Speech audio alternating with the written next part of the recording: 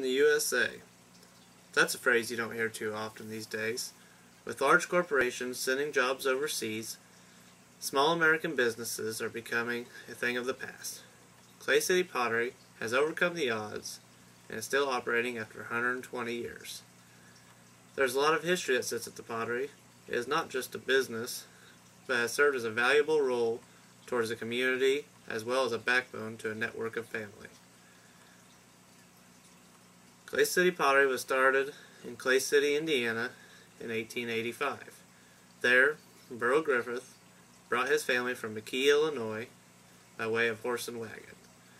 It was in Illinois where Burl spent his childhood and learned the potter's trade from his father, Benjamin Griffith, who was of Welsh descent. Burl began his business in Illinois, but after several trips to Clay City to purchase raw clay, he decided to make a move. From the History of Indiana book, Burl purchased 17 acres and a house for $1,100. In front of their house, Burl built a cabin to begin his operations. That cabin still sits today at the current facility. To get the clay from the ground, he would use horses to scoop up 500-pound chunks of earth. About 10 feet of dirt had to be removed to reach a 4 feet vein of clay. The house he purchased burned down just a couple years of living there in 1888.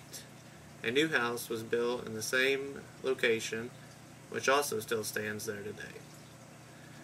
Burl had two sons, Ira and Clyde. Ira, in his 20s, was struck and killed by lightning. Burl was churning a jar at the time when Clyde told him of the news of Ira's death. Burl later returned and finished the piece. That jar still sits at Clay City Pottery. Clyde eventually became owner when poor health struck Burl. This began the era of major change. The biggest change was the manufacturing process altogether. The new process, Clyde had molds made of the ware instead of hand churning each piece. The new process was called jiggering. This opened the door for mass production. To fire the large amounts of ware, he built what is presently known as the beehive kiln. It was large enough to get thousands of items in it. When Clyde felt as he had done what he set out to accomplish, he set out to the road selling pottery for Yule Pottery.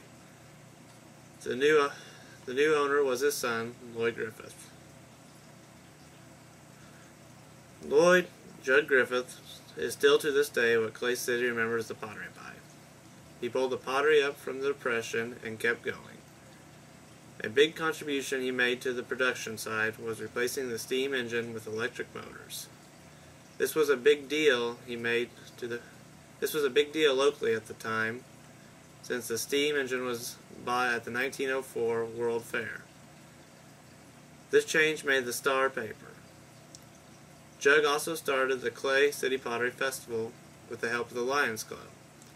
This festival used to attract thousands of people.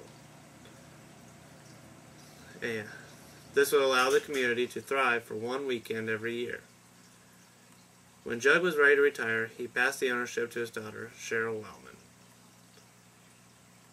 Cheryl spent her childhood with her dad at the pottery. She began in production, but was needed in retail sales as the business began to grow. When Cheryl became owner, sales are what she excelled in. Clay City Pottery shifted its attention towards large catalog companies. Cheryl had as many as 27 employees working under her. As larger companies have shifted towards imported goods, Cheryl says she has marketed business back to the retail sales. You can often find her at weekend gift shows and festivals around the surrounding area. Working alongside with Cheryl is her daughter Sherry. Sherry is responsible for shipping and retail sales. Being the 6th generation, I am also working at Clay City Pottery. I am in charge of the production.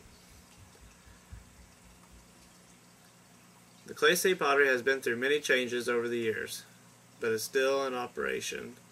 It still operates on the same family traditions. It has had its many ups and downs, including the Great Depression.